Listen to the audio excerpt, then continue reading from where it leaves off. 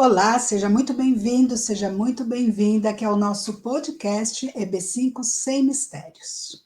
E é aqui que nós vamos conversar sobre o visto EB5 para facilitar a sua jornada rumo ao Green Card nos Estados Unidos, para você morar legalmente, com mais segurança, com mais liberdade, com muito mais qualidade de vida e no menor tempo possível. Eu sou Lília Loureiro, eu sou especialista no visto EB5 e hoje nós vamos conversar sobre uma oportunidade. A oportunidade é qual o melhor caminho para acelerar o seu Green Card EB5. Então, vamos começar aqui conversando um pouco sobre essa questão, né, de como eu faço para obter o Green Card de uma maneira mais rápida. Né? Como é possível ter um caminho melhor para o caso concreto?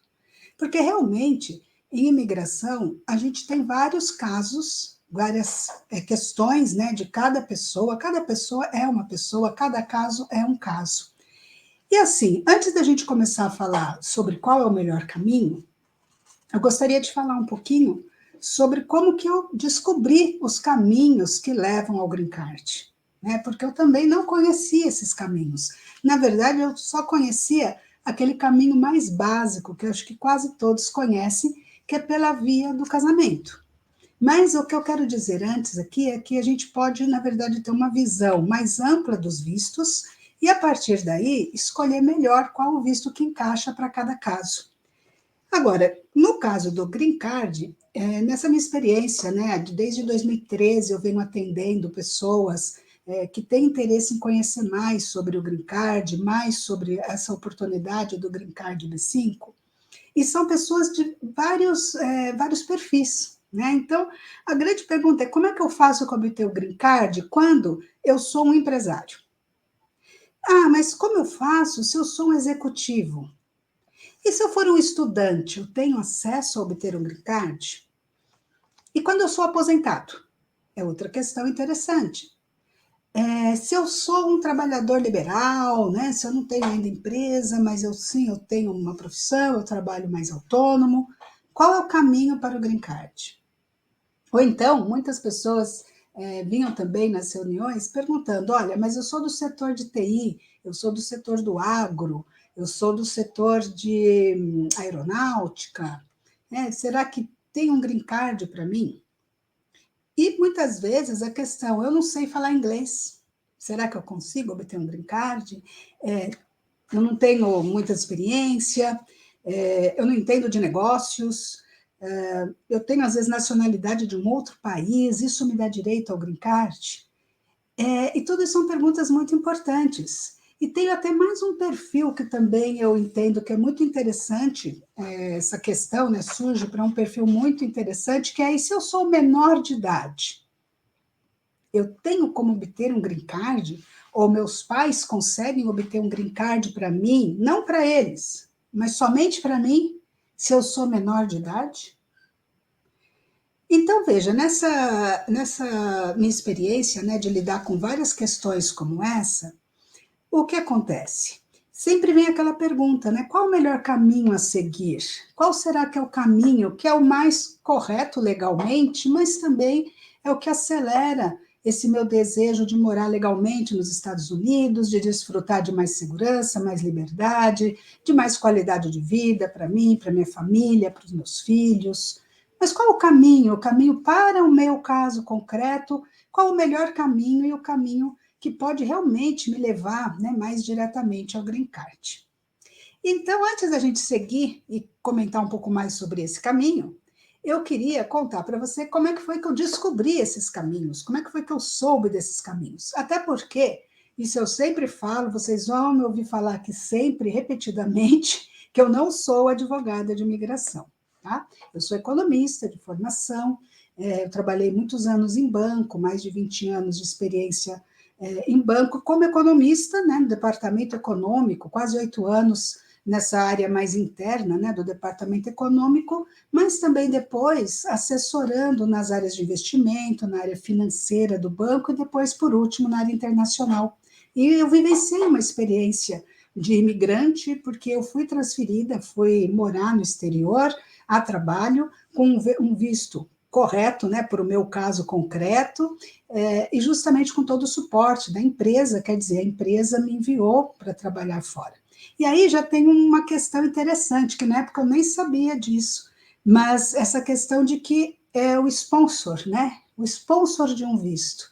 Na verdade, para mim era uma coisa burocrática, né? A empresa pediu um visto para mim, porque eu tinha que trabalhar lá, mas depois eu fui descobrir, na medida do processo, o seguinte, que a justificativa do meu visto era justamente porque eu não estaria tirando o trabalho de ninguém, eu não estaria tirando o trabalho de alguém que pudesse ocupar aquele posto de trabalho, que estivesse ali na fila do desemprego. Isso por quê? Porque o meu cargo era muito específico. O cargo que eu assumi era um cargo muito específico, e somente poderia ser indicado pela minha empresa de alguém de fora, porque a maior parte do capital daquela empresa era estrangeiro, no caso, o banco. Então, isso tudo na época eu não sabia, mas aí o que aconteceu? Em 2013, finalzinho de 2013, uma advogada de imigração veio fazer uns eventos aqui em São Paulo, eu sou de São Paulo, ela ficou 2 dias inteiros num hotel, né, fazendo eventos, atendimentos, e eu acompanhei, eu ajudei, eu trabalhei com ela ali no dia a dia, né, desses 2 eventos, de hora em hora a gente fazia atendimentos, e vinham os casos mais diferenciados, e aí ela ia comentando esses casos e comentando todos os tipos de visto, as possibilidades que poderiam haver ali para aquele caso concreto.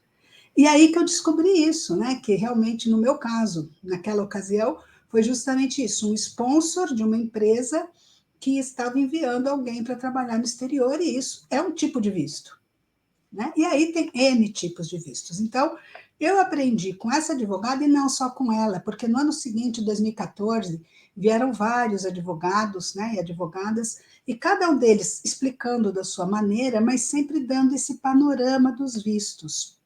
O panorama de como você consegue, ao mesmo tempo, ter um green card para um executivo e ter um green card para um menor de idade. São coisas tão antagônicas, né? Alguém que esteja aposentado, e alguém que esteja no início da sua carreira, ainda como estudante numa faculdade. Será que tem um caminho para esses casos? Será que existe uma maneira de você ter esse green card, de acelerar esse green card para que você possa realmente desfrutar dos benefícios desse green card? E esses advogados, o mais interessante era bem isso, porque, sim, cada caso era um caso e tinha as respostas, e muitas vezes, às vezes a própria pessoa, ela contava algumas circunstâncias e tinha mais de um caminho.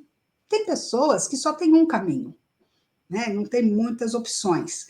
Mas tinha alguns casos que tinham 2 ou 3 opções de caminhos. E aí a questão seria: como decidir entre esses caminhos?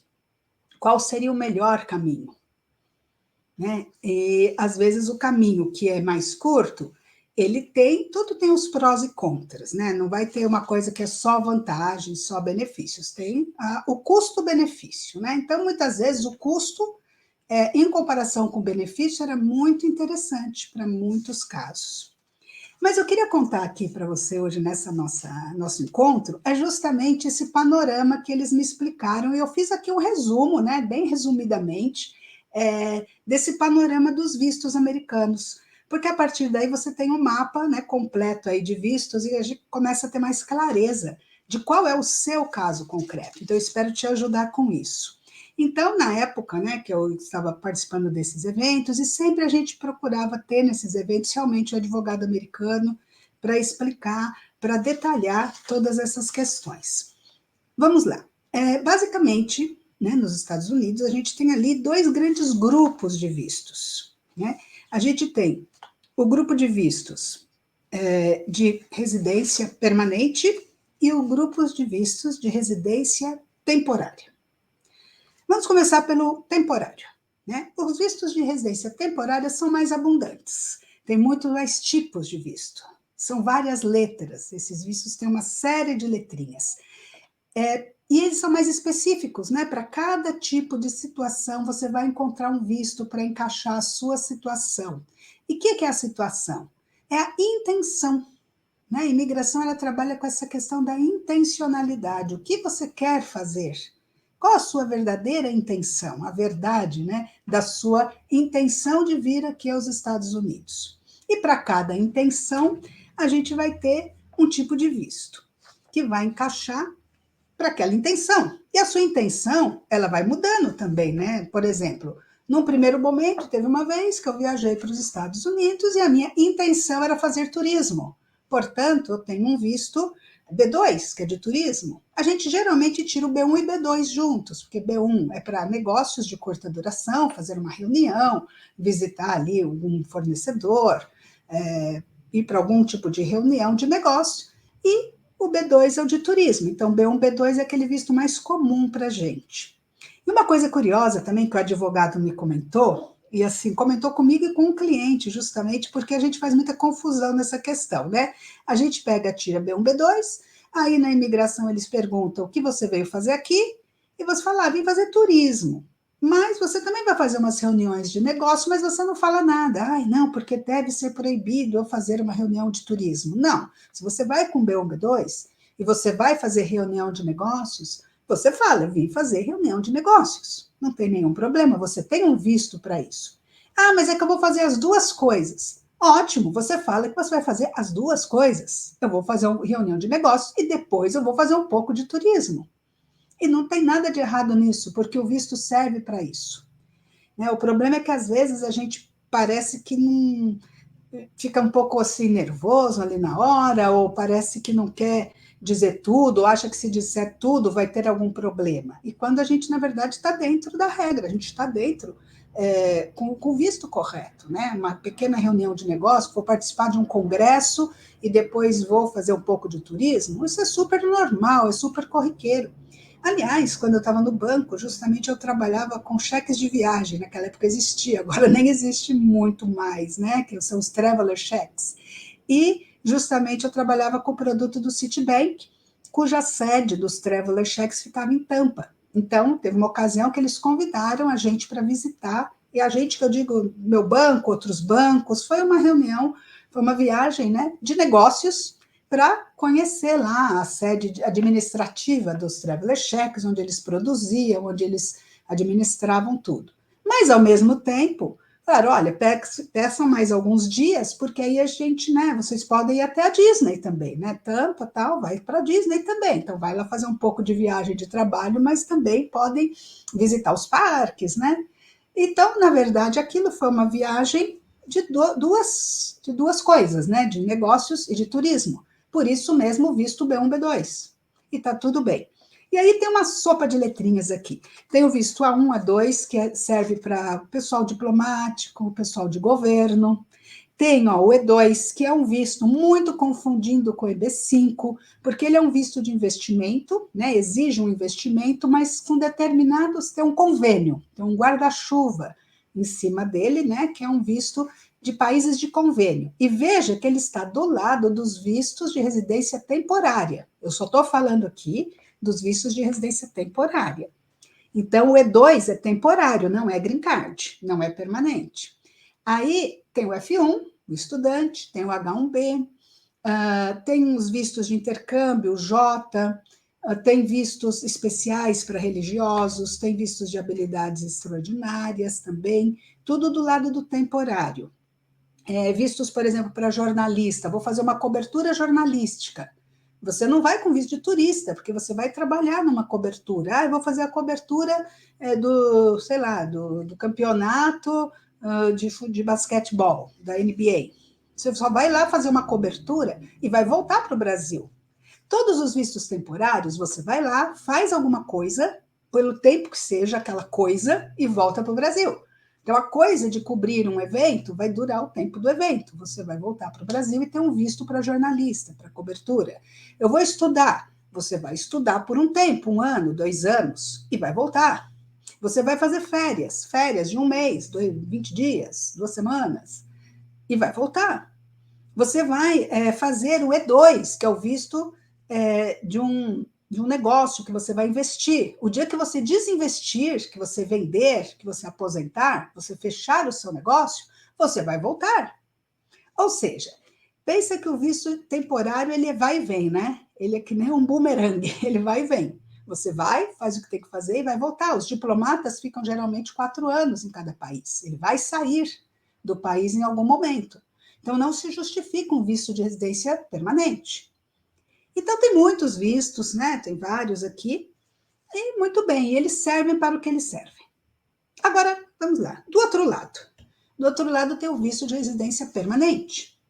Visto de residência permanente igual a Green Card. Green Card é o nome popular do visto de residência permanente, porque tem o cartãozinho, como se fosse uma CNH, que tem uma data de validade no papel, né? No cartãozinho. O cartãozinho tem uma data de validade, mas o visto ele é permanente. Ele não precisa ser renovado e ele serve para quem tem a intenção de morar nos Estados Unidos de maneira permanente. Né? Vai mudar a residência para lá realmente. Não vai ficar com a intenção de sair, quer dizer, tem a intenção de fixar residência. Aí tem duas coisas muito interessantes, que também surgiu muito essa pergunta, né, nas reuniões, e aqui hoje eu já estou também meio que respondendo algumas questões aí, aproveitando o tema. Que é o seguinte, caramba, Lília, então, se é uma residência permanente, eu não posso sair dos Estados Unidos? Não, você pode sair dos Estados Unidos. Acontece que você mora nos Estados Unidos e agora, ao contrário, você sai com a intenção de voltar para os Estados Unidos. Você sai a turismo, vem ao Brasil a turismo, mas com a intenção de que a sua casa está lá nos Estados Unidos, você volta para lá. Você vem no Brasil a trabalho, mas você volta para lá. Você vai para a China, mas você volta para lá. Certo? Então, é muito esse conceito. Não é que você fica preso nos Estados Unidos e não pode mais sair de lá. Na verdade, você tem muito mais liberdade para poder ir e vir, sair e voltar, entrar quantas vezes você quiser. Não tem restrições, porque agora você mora lá de uma maneira permanente, de uma maneira legal, né, legalmente, e você está agora no status que equivale, quase que equivale ao cidadão americano. São poucas as diferenças de direitos e obrigações aí de um americano. Então, muda um pouco a sua cabeça, sua ótica, né, da onde estou. Então, mas é claro que se você pede um green card, e aí é uma pergunta meio óbvia, mas que é importante realçar. Se você pede o green card é porque você tem a intenção de morar lá permanentemente. Né? Então, mas eu não quero morar lá permanentemente, eu só quero para eu fazer turismo. Não precisa, então, do green card, porque você tem lá do outro lado os vistos ideais para isso, para fazer turismo, para estudar, né? Para fazer negócios de curta duração, até mesmo para trabalhar assim, para trabalhar e voltar depois, né? Como o meu caso, né? Eu fui trabalhar fora, não fui para os Estados Unidos, tá? Quem já conhece a minha história sabe que eu morei na Espanha há 12 anos, e fui a trabalho já com a intenção de vou trabalhar e depois eu volto.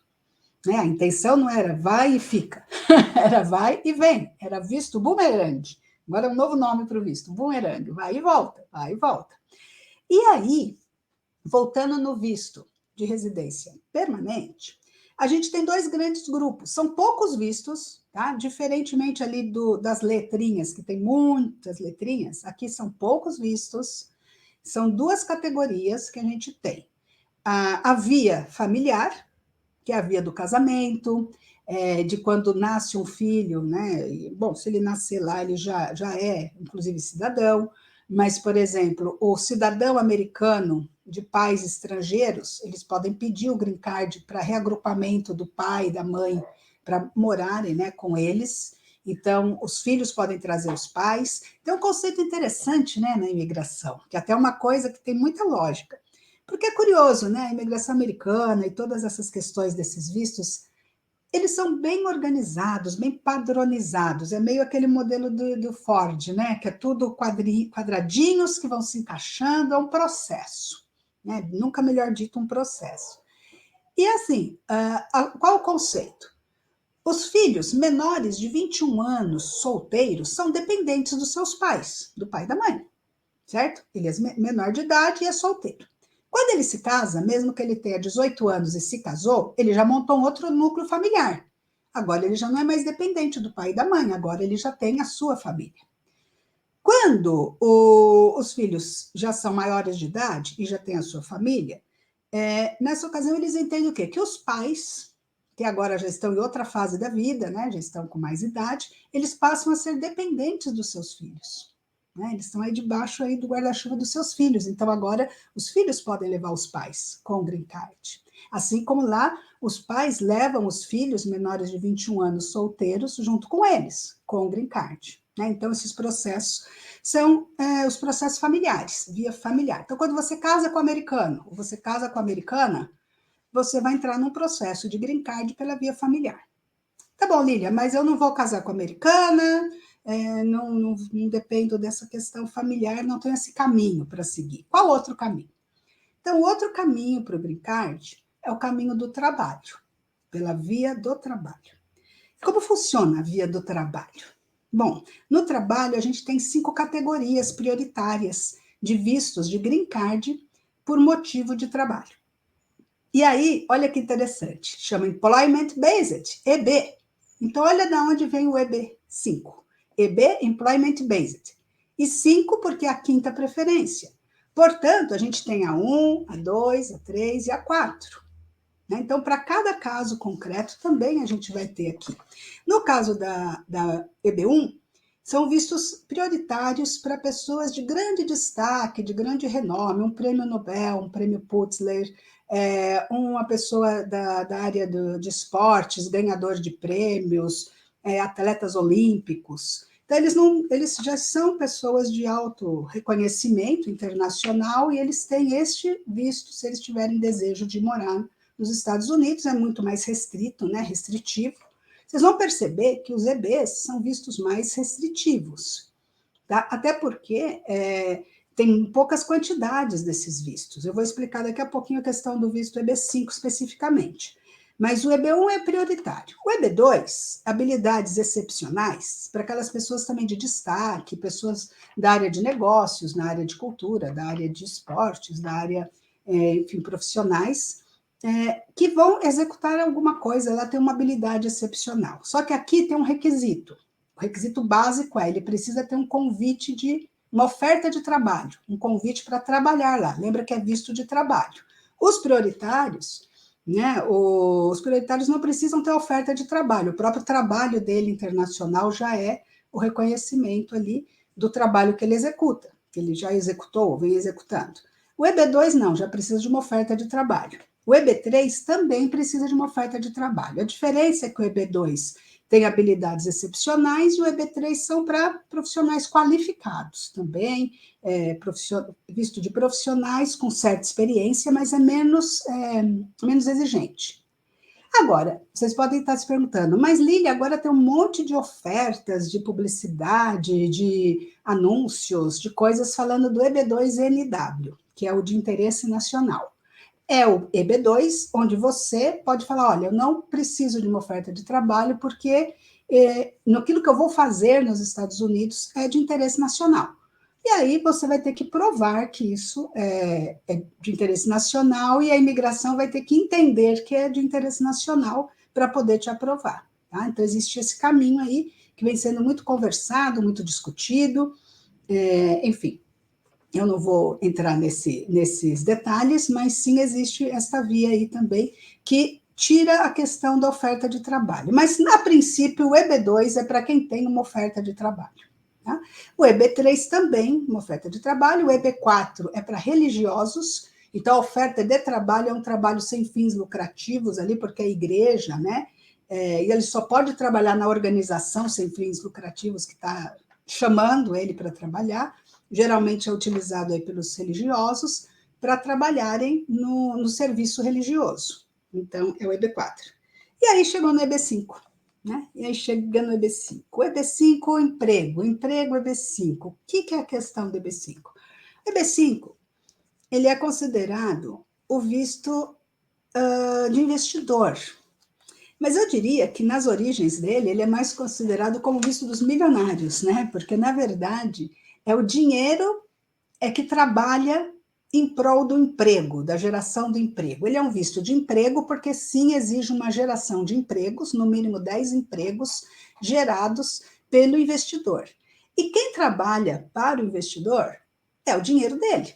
Então, é o dinheiro que vai fazer com que aconteçam os empregos. Por isso que ele está na categoria dos empregos. Então, veja bem, enquanto você tem, de um lado, os vistos de residência temporária, que não são green cards, não vão virar automaticamente green cards, eles não são o caminho, né, para green card, eles têm as suas exigências específicas, precisam também de sponsor ou de justificativas, e eles são por um limite de tempo restrito. Do outro lado, você tem o green card, que é definitivo, possuem poucos tipos, né, de green card, precisam de um sponsor, por exemplo, o esposo, né, americano é o sponsor pela via familiar, tem um sponsor, que é a pessoa, né, que está sponsorizando, e tem a via do emprego, que tem a oferta de trabalho ou o próprio dinheiro do investidor, né, ou da pessoa, o próprio dinheiro da pessoa que transforma essa pessoa em investidor para ter a via aí da criação de empregos através do investimento. Agora, dando essas consultorias, todo esse meu trabalho aí de educação, né, para o Green Card, porque o que eu falo é que precisa ter uma educação para os vistos. Não basta você chegar e falar, mas me dá um visto, assim, eu quero um visto para mim. E aí você percebe que tem vários caminhos, muitos dos caminhos. Se você pega um caminho mais complexo, você vai demorar muito mais tempo para chegar onde você quer. E se você quer chegar no Green Card, você começa a pegar caminhos meio tortuosos, você vai demorar muito mais tempo para chegar no seu Green Card do que chegando pelo caminho mais correto, né? E o EB5, ele é realmente uma oportunidade, mas claro que ele também, como os outros vistos, tem exigências e não é para todos. Como eu falei, é tido como visto do milionário, porque a exigência dele era um investimento de US$ 1 milhão nas suas origens, né? Então, ele sempre foi visto como um visto elitizado, um visto dos milionários. E como é um visto VIP, um visto elitizado, ele tem esta exigência do dinheiro e, basicamente, a exigência de criação dos 10 empregos. E nada mais. Ou seja, basicamente, é o dinheiro gerando os empregos. E isso torna esse visto muito mais simples do que os outros. Por quê?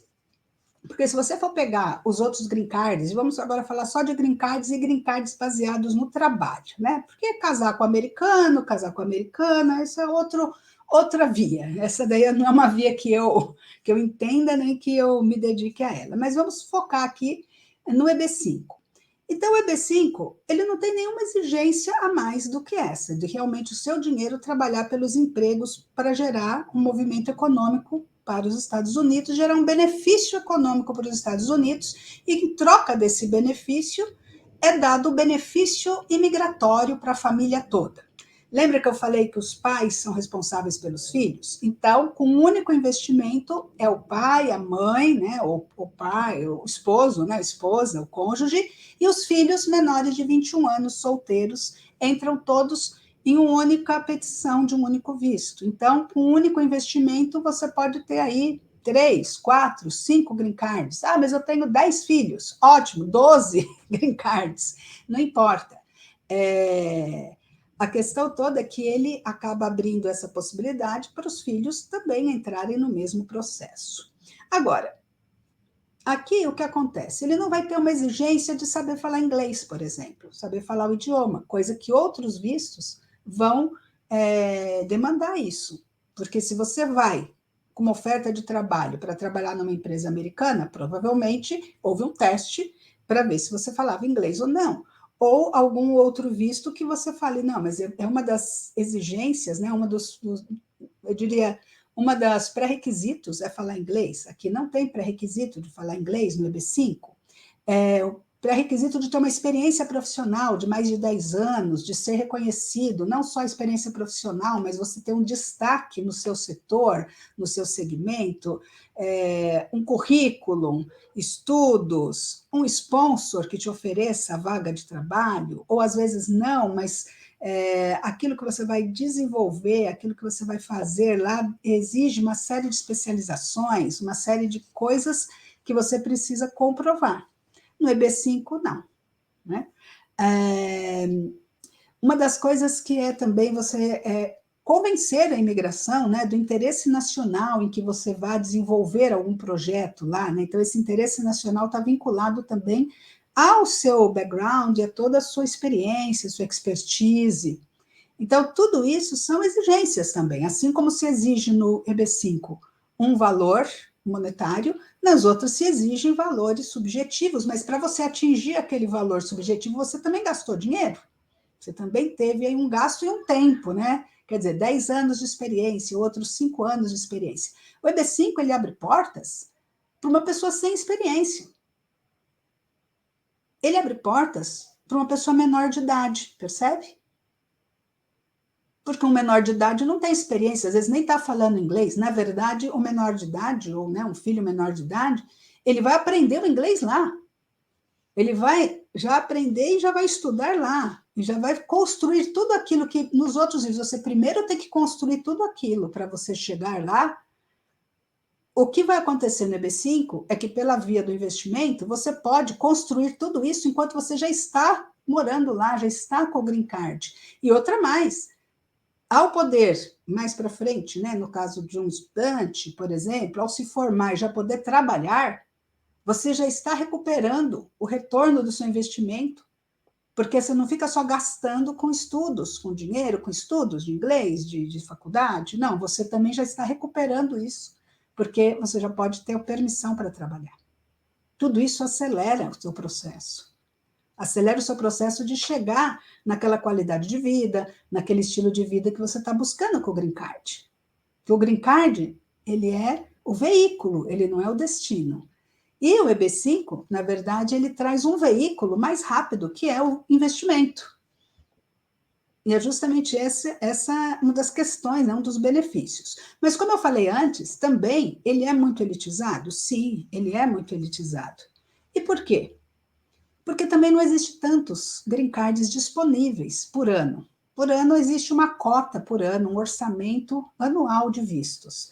E a cota do EB5 são 10 mil vistos por ano, para todos os países do mundo. Ele é um dos vistos mais democráticos que tem, porque ele não separa por países.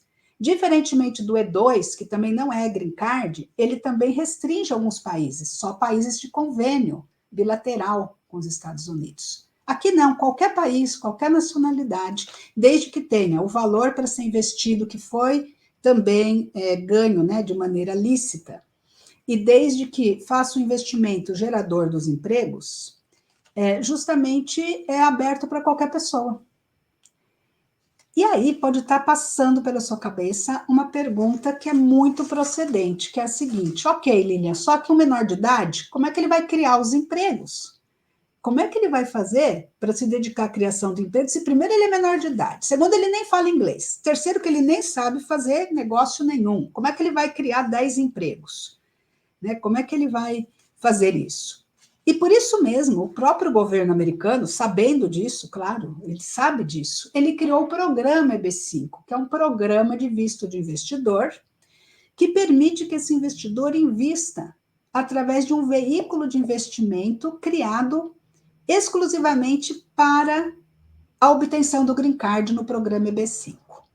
E quem administra esse veículo de investimento, né, que são fundos de investimento, são centros regionais, que também são credenciados junto à imigração, auditados pela imigração, são licenciados pela imigração. A imigração dá uma licença de centro regional para empresas gestoras e que entendem dos setores de negócio possam investir esse capital do investidor, e assim ele facilita a vida desse investidor que não tem essa expertise.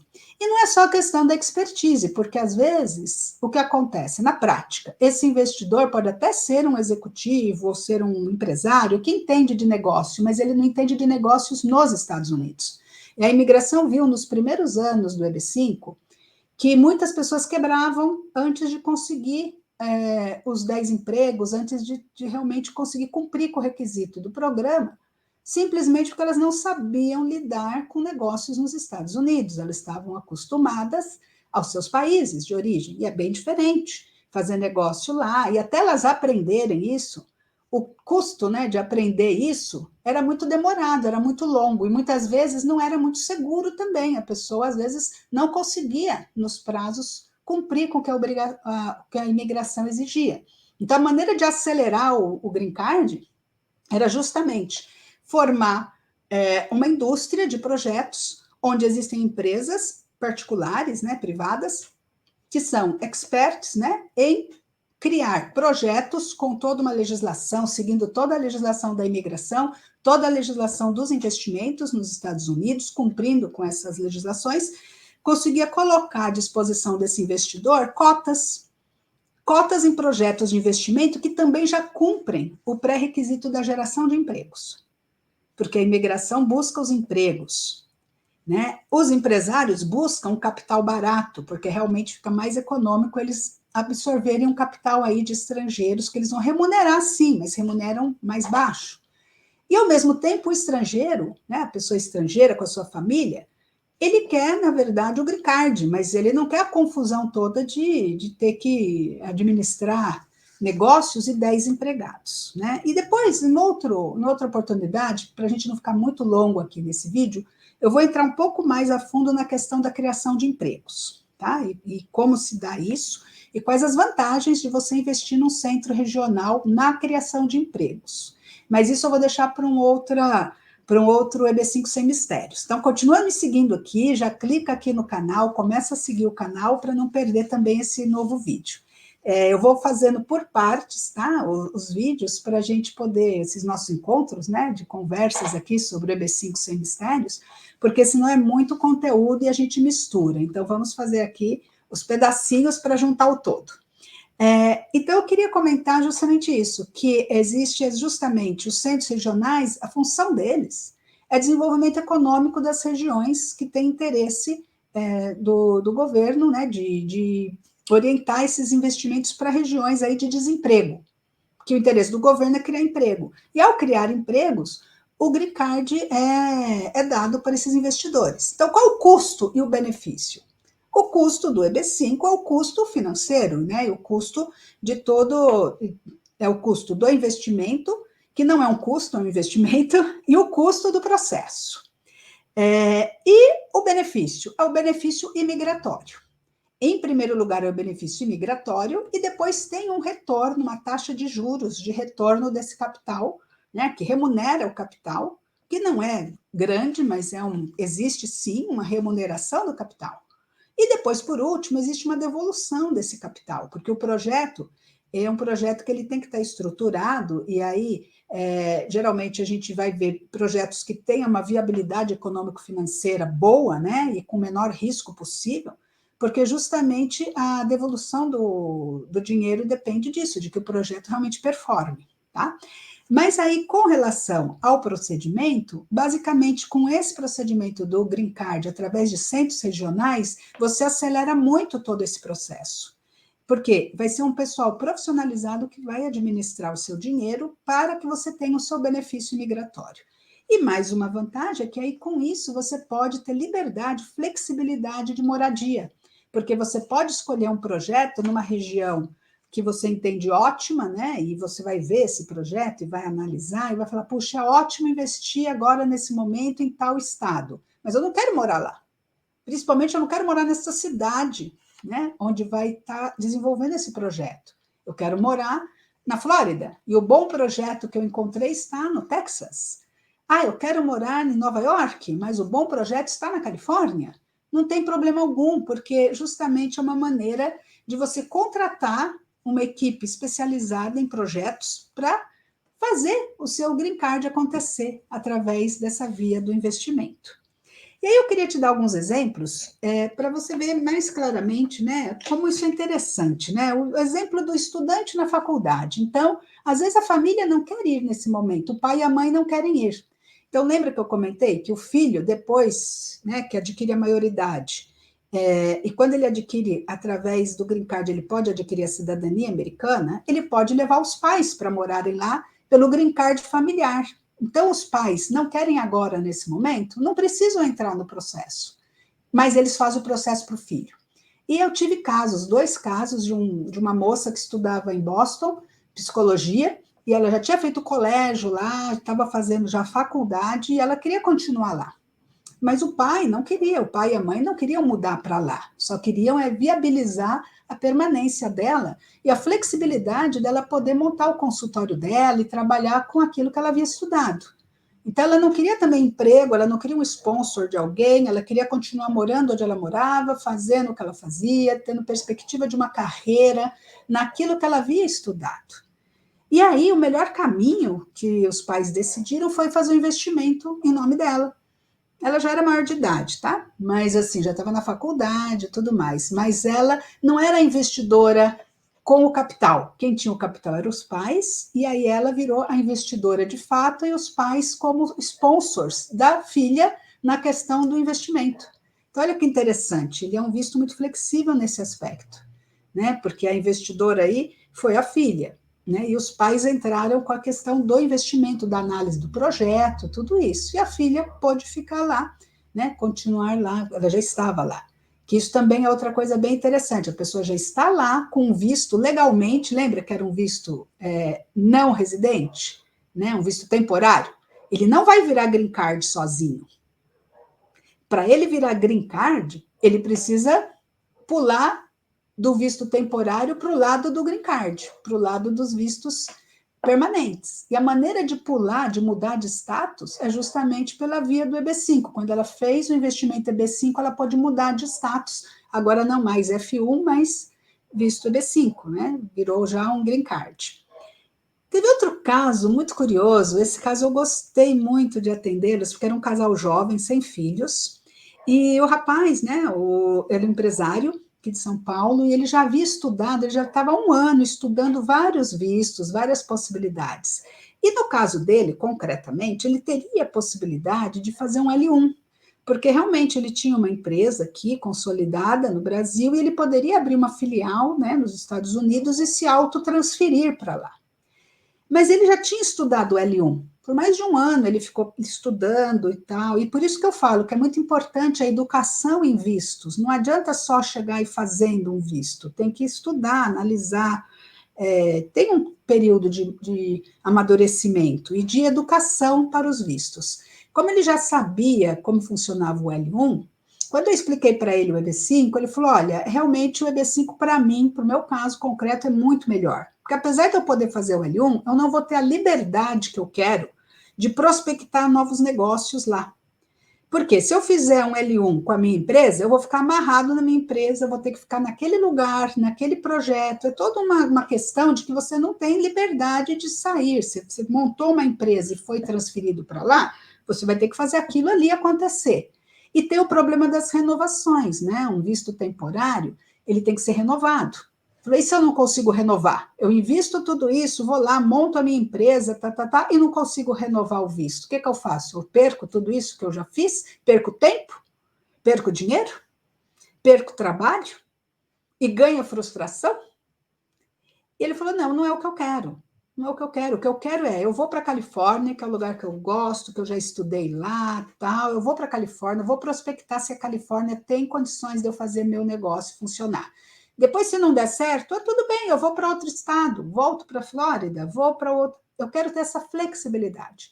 E aí, ele falou, a imigração, ele mesmo me falou, hein? Nem precisei falar isso. Porque às vezes eu falo isso, mas nem precisei falar. Ele mesmo me falou, Lília, eu quero essa flexibilidade, a imigração não vai me dar essa flexibilidade. A imigração quer o que ela quer a lei, cumprir a lei. A lei fala isso, é a lei. Ah, mas caramba, era 10 empregos, né? Por exemplo, EB5, era 10 empregos, mas eu criei 9. Não adianta, é 10. 10 ou mais. Falou, olha, se eu entregar então, né, se eu fizer esse visto, entregando esse dinheiro, esse recurso, num fundo que vai ser administrado pelos profissionais, eu vou ter a minha flexibilidade. Por quê? Enquanto meu visto está ali sendo construído, né? Quer dizer, eu estou gerando os empregos, construindo esses empregos para o meu visto lá num projeto maior, mais sólido, enfim, mais profissionalizado, eu estou aqui prospectando, com a liberdade, com a flexibilidade. Então, ele optou pelo EB5, ainda que ele pudesse fazer outro, porque ele entendeu que era o mais fácil, o mais seguro, o mais direto para ele ter do outro lado o benefício que ele buscava de ter a flexibilidade. E por último, teve um caso também, né? Eu estou contando só 3 casos aqui, tá? Para também não me estender muito, mas o caso de uma pessoa aposentada, um executivo aposentado, que já também não quer mais trabalhar com nada, nem fazer nada, ele quer simplesmente se aposentar e viver na Flórida, assim, tranquilamente, quer segurança de estar morando lá, qualidade de vida, está buscando outras coisas, já está nessa fase. Né? E ele entendeu, por ser executivo, justamente ele entendeu isso. Eu vou deixar meu dinheiro investido em algo que vai me render ali poucos juros, mas também é um capital em dólar, vai ficar ali em dólar, e lá para frente, quando depois que terminar todo o processo, eu vou ter esse dinheiro para continuar aqui desfrutando da minha vida, da minha qualidade de vida, mas enquanto isso eu já estou, né, criando essa perspectiva da minha qualidade de vida e já vou construindo esse meu futuro enquanto o meu dinheiro trabalha pelo meu visto. Então, assim, esse visto é muito VIP porque ele é muito flexível e ele é muito libertador. Ele dá muita flexibilidade, muita liberdade para vários casos, desde um estudante até um empresário, até um aposentado, até alguém que fale ou que não fale inglês, ou seja, as exigências são exigências muito concretas, são exigências muito pontuais e que a imigração também não tem muito o que discutir. Isso é outra coisa muito interessante, porque você não fica à mercê do agente de imigração entender subjetivamente se sim, se não, se talvez. Não tem talvez, tem. Botou a quantidade de dinheiro certa, criou a quantidade de empregos certos, isto é matemático. Isto é igual a green card. E ponto. Não tem muita subjetividade nesse visto. Por isso que ele é um acelerador mesmo do processo de você conquistar aí a sua residência permanente nos Estados Unidos. Lembrando que são 10 mil vistos, e aí algumas pessoas perguntam, eu até anotei aqui, que assim, tá bom, mas se são 10 mil vistos, então quantos vistos são? São poucos por país, são só 700 vistos por país por ano. Então, realmente é muito desejado e é muito, como se diz, demandado, e muitos países têm fila de espera. No nosso caso do Brasil, ainda não tem fila de espera, são 700 mais ou menos por países, então o Brasil ainda não completou essa cota por ano, porque quando ele completa, aí mesmo que você seja aprovado no programa EB5, ainda fica esperando sair um visto, tá? Mas não é o nosso caso, o nosso tempo de espera não é tanto assim. Então, eu queria comentar agora, só para a gente ir finalizando, 2 questões interessantes aqui.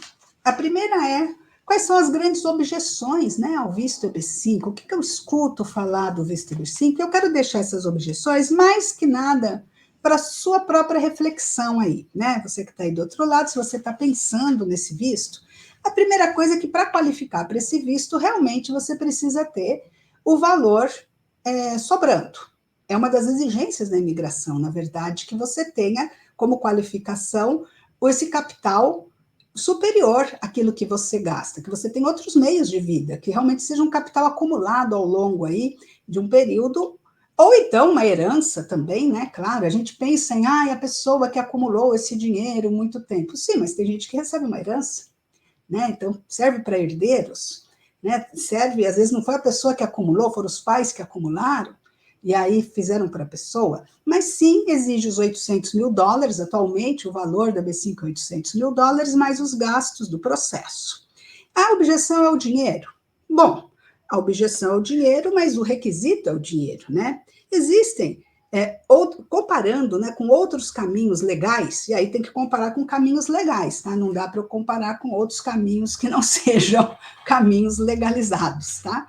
Mas comparando com outros caminhos, esses 800, a gente tem que separar 2 partes, né? Os 800, que é o investimento, claro que você tem que ter o capital, mas tem os 800. Esses 800, eles vão para um projeto e eles voltam do projeto. Essa é a ideia, escolher um bom projeto EB5 para que você retorne esse capital. Então, esse capital não é um custo, né? Mas o custo é o custo de oportunidade do capital. Ele é remunerado, sim, por uns juros que são baixos, porque o custo, né, o ganho de capital, aqui, o ganho do custo de oportunidade, é o green card, e o que você vai fazer com ele. O que você ganha com o green card? Mas, pensa bem, tem o capital, eles rendem uns juros, e tem uma devolução do capital. Então, tem o custo do processo. O custo do processo EB5 é muito parecido com o custo. O custo é o que os advogados cobram, tem sim mais alguns custos adicionais, aí tem o custo da imigração, tem o custo da gestão do capital, isso sim, mas os custos de advogados, os custos da imigração, são mais ou menos similares nos outros tipos de visto também, né? A imigração cobra taxas. A questão é o tempo, né? Porque, por exemplo, para outros vistos, que você precise aprender o idioma, fazer estudos, ter a experiência profissional que eles exigem, ter todas aquelas exigências, leva muito tempo. Leva muito tempo para você chegar lá. Ou você já está hoje preparado, ou se você for se preparar, você vai gastar também com cursos, você vai gastar, eu vejo muitos pais às vezes gastando muito com 5, 6 anos de faculdade, de medicina para os filhos, e eles não vão poder exercer, ou vão ter que exercer sujeitos àquilo que oferecerem para eles, e não construir uma carreira de sucesso, uma carreira onde vai ter um retorno muito bom, né, desses estudos todos. Retorno de satisfação também e de dinheiro. Né? E já que aqui a gente está falando de dinheiro, né, um curso, um estudante que termina uma faculdade americana, existe uma tabela por faculdade de mais ou menos qual o salário inicial, mas só que esse salário inicial começa em 60, 70 mil dólares por ano. Então, se você tiver 2 filhos que estudaram e que você fez o green card e eles já ganharem pelo menos 70 mil, 60 mil por ano, são 120 mil por ano. Eles já estão ganhando porque eles têm o green card. Né? Então, assim, a questão monetária do green card é interessante a gente parar para pensar. Isso que eu estou dizendo é mais para reflexões, tá? Para a gente pensando um pouco além do que é só o green card, ampliando um pouco a visão. Né? Tem gastos, sim, tem gastos semelhantes em outros vistos, e tem o prazo, né? O custo do tempo. Tempo não volta, né, gente? Tempo não volta. Tempo é o tempo. E esse é o recurso mais escasso que a gente tem, é o tempo. O dinheiro, se você tiver tempo, você consegue mais dinheiro. Mas sem tempo, fica mais complicado, né? Bom, além do dinheiro, eu sei que tem uma outra objeção, mas essa é fácil, né? É uma objeção de eu não sei criar os 10 empregos. O que acontece se não criar os 10 empregos? E é para isso mesmo, a imigração sabe disso também. E é para isso mesmo que ela criou o programa dos centros regionais, para que empresas profissionalizadas possam acumular um grupo, fazer um pool de investidores e já criar muitos empregos. E o legal dos bons projetos, tá?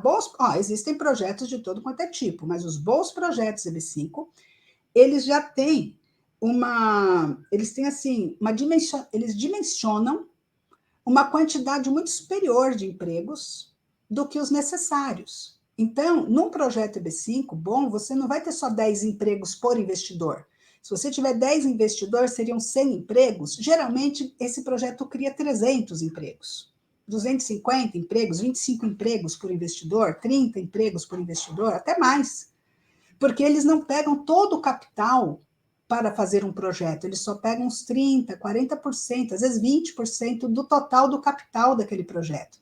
Só que olha só que interessante, 100% dos empregos gerados irão para os investidores EB5, porque os outros que estão também colocando dinheiro no projeto, que são bancos, que são investidores institucionais, às vezes investidores privados, eles não precisam de emprego para nada. Eles não querem green card. Para que um banco quer green card? Ele não quer. Ele só vai botar 50% do capital lá de empréstimo, né? Ele dá um empréstimo, ele quer retorno do capital e juros. O investidor EB5, ele quer o retorno do capital e empregos. Ele está alugando empregos para ir lá na imigração e falar: olha, criei os empregos, me dê o green card. Então, bons projetos sobram muitos empregos. Então, você não precisa saber criar empregos, você não precisa ter empregados americanos, você não precisa entender de legislação trabalhista americana, nem lidar com empregados americanos. Isso quem vai fazer são os profissionais. Tá? Uma outra questão aqui sempre essa pergunta: eu tenho que morar lá? E aqui a resposta é meio óbvia, tá? Claro, você tem que morar lá. Você está pedindo para morar lá. E essa resposta nem sou eu que dou. Geralmente é o cara da imigração que vai falar: ué, mas não estou entendendo. A pessoa fez toda essa parafernália e aí não é para vir morar aqui? Então não precisa. É que não precisa fazer isso. Não precisa fazer B5. Então, assim, agora, eu sei, agora, isso a resposta é meio óbvia, mas eu sei que não é essa a pergunta, tá? Eu sei que a gente tem que ir um pouco mais a fundo. Qual é o seu medo? Qual é o seu real medo de morar lá? É ficar preso nos Estados Unidos? Preso no seguinte sentido: caramba, se eu for morar lá, eu não posso sair mais do país? Claro que você pode. Ah, mas e se eu tiver que sair por mais tempo? Não só de férias, não só vir ao Brasil de vez em quando, mas se eu tiver que ficar mais tempo fora? Pode. Porque existem mecanismos jurídicos, e aí o advogado de imigração, que eu sempre falo, contrate o advogado de imigração, abrace seu advogado de imigração e fique com ele. Sempre pergunte para o seu advogado de imigração as coisas. E sim, existe sim uma maneira, um formulário de saída quando você sai, que você diz que você vai voltar. Daqui um ano, que seja, daqui 2 anos, até 2 anos, você pode ficar afastado por motivos, enfim, você vai justificar no formulário, por saúde, por questões aí de negócios pendentes. Então, você não está amarrado nos Estados Unidos. A única coisa é que você está morando lá e, assim, eventualmente, claro, para umas férias, para uma curta duração, você vai sair, entrar livremente, né? Você não está preso, né, nos Estados Unidos. E, por outro lado, se precisar se afastar por mais tempo, sim, existem caminhos aí para você se afastar. Então, não tenha medo, se esse é o seu receio, isso a gente pode, inclusive, conversar diretamente na questão mais pessoal, né, com o advogado de imigração, porque ele precisa saber disso e ele vai ter, sim, as soluções aí para o seu caso concreto. Mas, obviamente, sua residência passa a ser Estados Unidos. E, por último, a grande objeção são os impostos, né? E é claro que você tem que pagar imposto nos Estados Unidos. Também é meio óbvio isso. Ah, mas eu não gosto de pagar imposto. Bom, ninguém gosta, em nenhum país do mundo. Acho que nem os americanos gostam de pagar imposto. Acho que a grande diferença é que lá você paga o imposto e você tem retorno desse imposto. E duas coisas que eu estava outro dia pensando, né? Porque, claro, você começa a pensar no imposto e tal. Eu sou economista também, mas eu não sou contra o imposto, não. Todo economista tem que ser a favor do imposto, né? Porque, afinal de contas, como é que você consegue fazer as coisas? O imposto, bem utilizado, ele é para o bem coletivo, né? E é ele que é com ele que se faz as coisas coletivamente, que traz esse bem-estar social, que traz a qualidade de vida que a gente quer.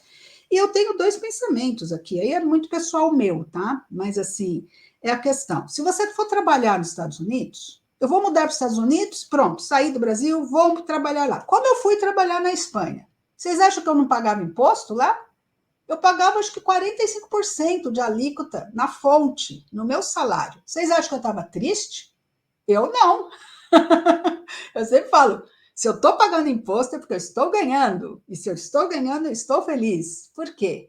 Claro, se você for trabalhar nos Estados Unidos, e você vai ser tributado lá, até porque você está usufruindo de tudo aquilo que o imposto está te trazendo, né? E às vezes não é só você diretamente usufruindo, porque olha, a escola é gratuita até a faculdade para todo mundo. Isso tudo gera uma sociedade mais igualitária. A gente reclama tanto do Brasil, né, que não tem igualdade e tal, mas realmente uma das questões que ocorre lá é que esse imposto é distribuído para todos, é uma maneira de distribuir. Então, você vive num lugar melhor, né? Então, às vezes, não é nem você que está utilizando diretamente, mas tem mais segurança, você vai economizar de carro blindado, de segurança, de escola bilíngue, tem uma série de economias, então tem que pagar imposto. Outra coisa é que se você não paga imposto lá, como é que fica, então, os americanos que pagam imposto? Você vai viver às custas do imposto do outro também? Tem essa coisa. Então, renda, imposto, tem que pagar, ok? Todos os lugares cobram, todos aqui no Brasil também, e na Espanha também, nos Estados Unidos também. E uma outra coisa, uma outra visão também, que até para discussão mesmo, tá? Eu até coloco isso um pouco para a gente dar uma pensada e até uma discutida. Mas é assim, imagina assim, ah, não, Lilian, mas é que na verdade a minha renda é do Brasil e agora eu vou ter que pagar imposto da renda do Brasil. Ora as bolas. É a mesma coisa, se você vai ficar lá sem trabalhar lá, mas levando renda para você viver lá, e você vai estar usufruindo de tudo que tem lá, você tem que pagar lá. Eu acho que tem muita lógica isso. Tem muita lógica. Tudo bem que, mas eu vou ter que pagar mais. Para isso estão, aí tem outros profissionais que a gente tem parceria também, que são o pessoal do planejamento tributário. Porque a boa notícia é que Estados Unidos cobra impostos, cobra, mas eles permitem fazer o planejamento tributário, para você minimizar os impostos, para você, no seu caso concreto, pagar o mínimo possível, mas tem que fazer um planejamento tributário. Aí é uma questão mais de conversar, né, com o pessoal especializado, e aí a gente tem, sim, parcerias para isso, para te ajudar nisso, do que você pensar que, ai, não quero pagar imposto em lugar nenhum. Isso não existe. eu acho que não existe. Onde existe, não deve ser muito bom, tá? Porque realmente, sendo bem utilizado, eu sei lá, eu sou defensora de que os impostos podem ajudar muito, muito, muito uma sociedade, né? Eu acho que basicamente era isso, tá? Então eu vou encerrando aqui o nosso encontro com o seguinte: por onde você pode começar, né, para acelerar aí o seu green card rumo aí a morar legalmente nos Estados Unidos? E eu te falo uma coisa: por onde você pode começar? Já fazendo o que você está fazendo agora. Parabéns, se você está aqui comigo até agora, você já deu o primeiro passo, que é fazer isso. É se informar, é escutar, é se educar, né? Eu acho que assim, educação para os vistos. Se você pretende, né, morar nos Estados Unidos legalmente, você quer o green card para trazer isso para sua família, qualidade de vida, segurança, a liberdade, tudo isso você precisa se preparar, não é assim, sai, né, loucamente aí fazendo. Então, essa educação para os vistos é uma primeira etapa e o primeiro passo você já deu, né? A segunda parte, eu recomendaria você avaliar os prós e contras das suas opções. Não adianta ser as opções dos outros, não adianta ser a opção do amigo, não adianta ser a opção do vizinho, não adianta, tem que ser as suas opções, né? Às vezes, no seu caso concreto, você tem os seus detalhes. No seu caso concreto, você só vai ter uma opção. Às vezes, você vai ter 2, 3 opções de visto, como aquele caso do meu cliente que tinha 2 opções. Então, colocar na mesa, analisar, comparar, avaliar essas opções que você tem em imigração para decidir se realmente o Green Card B5 acelera ou não o seu processo e se o custo-benefício desse processo é bom para você e para sua família, né? A terceira coisa é você, quando tomar a decisão, não ficar procrastinando. Porque, meu Deus do céu, se tem uma coisa que dificulta o processo é a procrastinação. E essa procrastinação, ela, além de não acelerar o seu green card, dela atrasar o seu green card, eu escuto muita gente falando para mim, a gente vive num país onde o câmbio não é muito estável, né? Assim, eu vivo, nossa, tem muita gente que me procura, Lilian, 3 anos atrás, 4 anos atrás, eu ia fazer, eu estava quase lá fazendo, eu já tinha pensado em tudo, mas não fez. Não fez. O câmbio estava a 2,80, não fez. Porque, esse câmbio está caro. O câmbio estava a 3,20, não vou fazer porque está muito caro o câmbio. Tá bom, tudo bem, né? Não vou fazer porque o câmbio subiu a 4, eu vou esperar ele voltar para 2,5. Tudo bem. E o tempo passa. O tempo passa, o câmbio sobe, o câmbio desce, o câmbio sobe, o câmbio desce, o tempo passa. O tempo não volta. Então, assim, se você se decidir realmente, eu recomendo que você, para acelerar o seu green card, você tem que seguir o passo a passo do processo do green card. Isso eu ensino, e vou estar comentando aqui nos próximos encontros, mas isso eu ensino, né, nos meus atendimentos, qual é esse passo a passo e como a gente vai trilhando esse caminho da maneira mais produtiva e eficiente possível para você rapidamente já começar no seu caminhar, né? E não ficar aí procrastinando ou pegando atalhos desnecessários. Existem atalhos bons e existem atalhos que te levam, às vezes, até a um beco sem saída. Então, não adianta, tem que voltar tudo para trás, começar tudo de novo. Então, terceiro ponto é esse. E o quarto e último ponto é: se precisar da minha ajuda, estou aqui. Então, se precisar conversar comigo, se precisar pedir, né, alguma ajuda aí com relação ao seu processo, se você estiver preparado e já quiser avançar no seu processo, pode me contatar pelo meu site, tem aqui na descrição, né, o eb5 para brasileiros.com, ou .com.br, mas .com, melhor, e aí pode me contatar e a gente conversa. Tem também no Instagram, se quiserem me mandar um direct, e aí a gente conversa sobre o seu caso concreto, tá? Mas é isso, parabéns. E lembra sempre que a minha primeira missão aqui é educar o cliente para o investimento EB5, né? Educação financeira para o investidor EB5, financeira no sentido do investimento. E a segunda missão é facilitar a sua jornada rumo ao Green Card EB5, para que você possa realmente concretizar esse sonho seu, da sua família, dos seus filhos, né, de morar legalmente nos Estados Unidos, com segurança, com mais liberdade, com mais qualidade de vida, né, e de uma maneira mais tranquila, fazer esse processo da melhor maneira possível, né? Então, é isso. Fico por aqui e te vejo aí no nosso próximo encontro do EB5 Sem Mistérios.